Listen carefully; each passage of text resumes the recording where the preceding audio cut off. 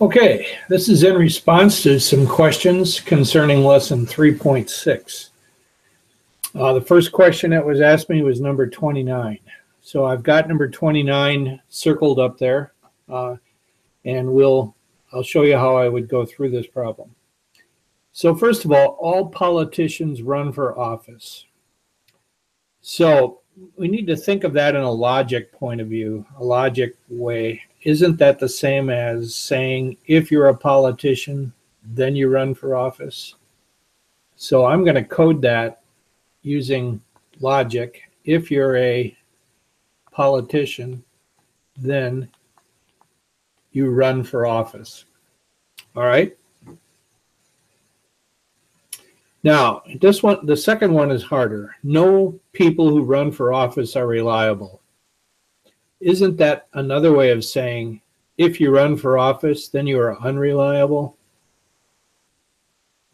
So if you run, yeah, and I got to get some, this I'm going to call P, run for office, I'm going to call R, I don't know, reliable. We're running out of R's, so I'll call that an L. So the second statement, if you run for office, then you are not reliable. Then that could be coded in this way.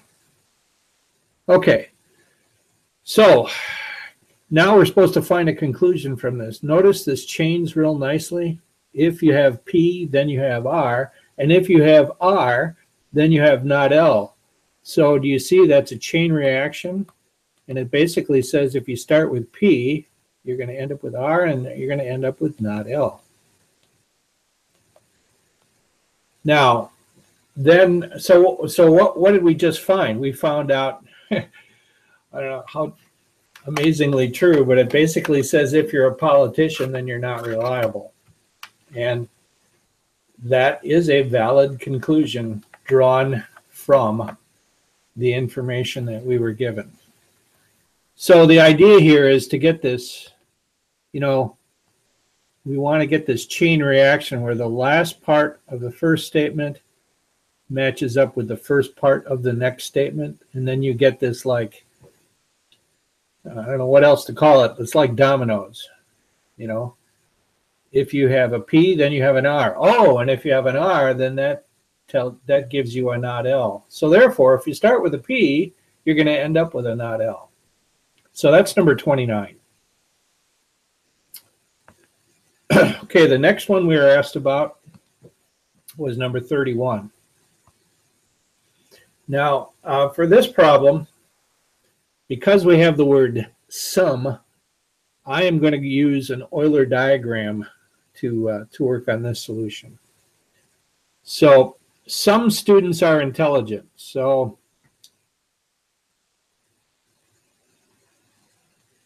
if that's students, and that second circle is intelligence, you see that I've taken care of the some students are intelligent by having the two circles, the two sets intersect. So it's these right in here.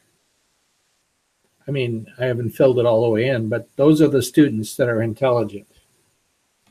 Okay, so that's the first part. Now, the second part, and this gets a little complex, okay? And I'm going to have to do a little copying here. I'm going to grab that, copy, and I'm going to come over here. Well, I don't know how it came out, but yeah, well, that didn't work so good, but that's okay. We'll bring it over here.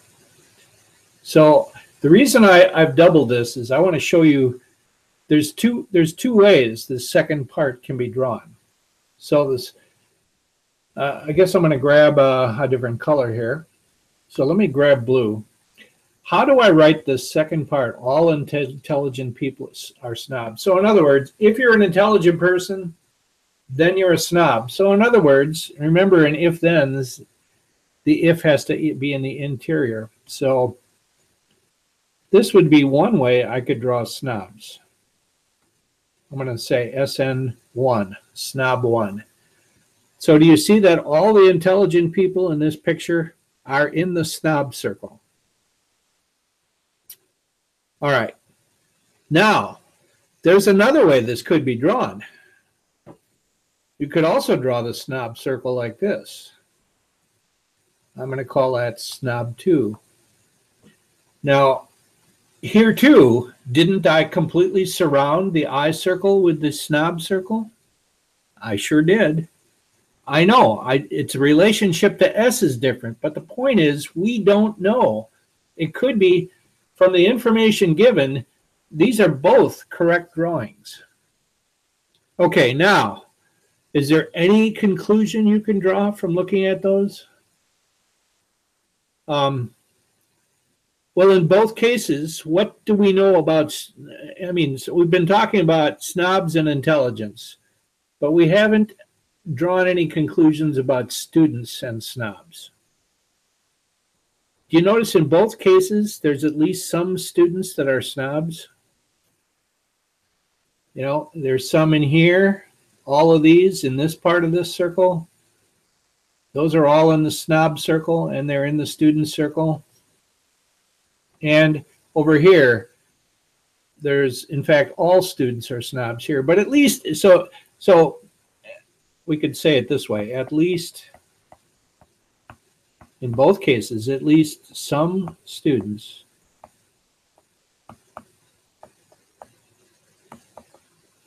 are snobs. So that was kind of a hard one. And whenever you get the word some, really the only way you can handle it is to think of it in terms of I think, in terms of an Euler diagram, which is what I've done. Please note that you need to think of all the possible ways that drawing can be made. In this case, there are two. These are both correct, and you need to think about both of them.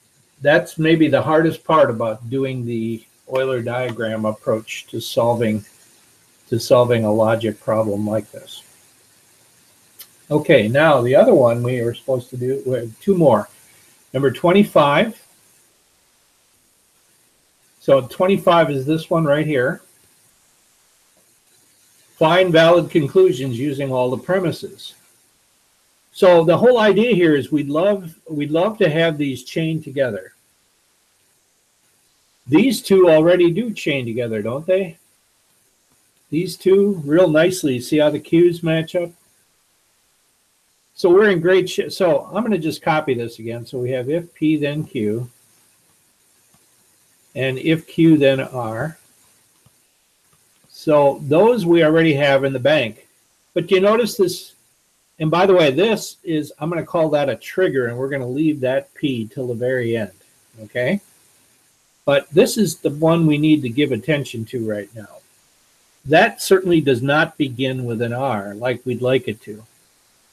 But could we write it so that it could have R first?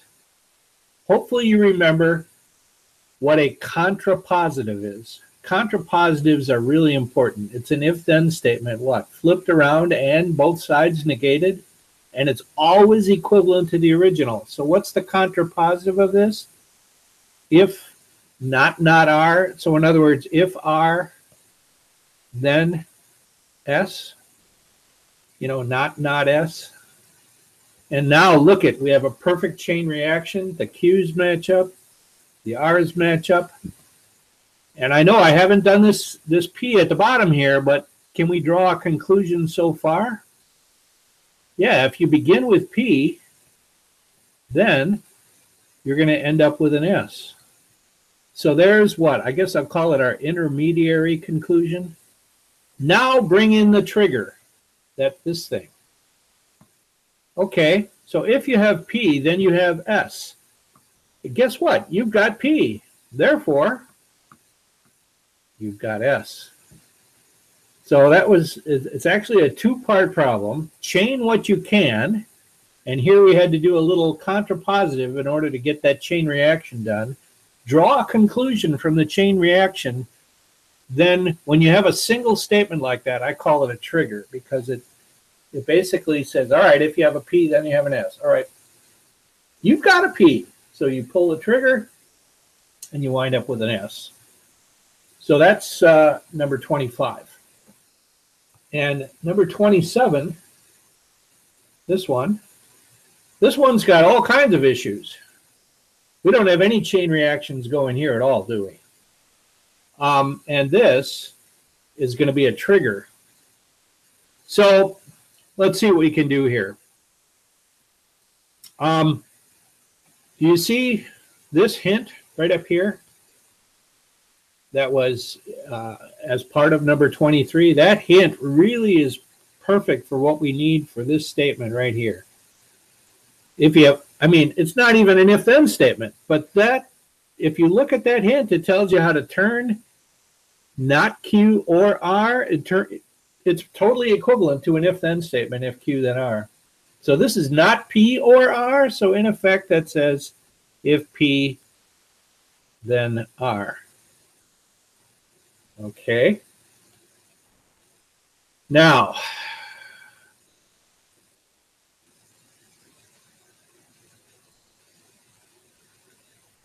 that still doesn't look like it's real helpful, but if we take the contrapositive of that, that's if not R, then not P. And then let's take this statement and plug it in. If not P, then Q. Notice chain, chain. Let's hang on to this as a trigger. So if not R, then not P. If not P, then Q. So what happens when you begin with a not R? You end up with a Q. And now bring in your trigger. You have a not R. Therefore, you've got Q.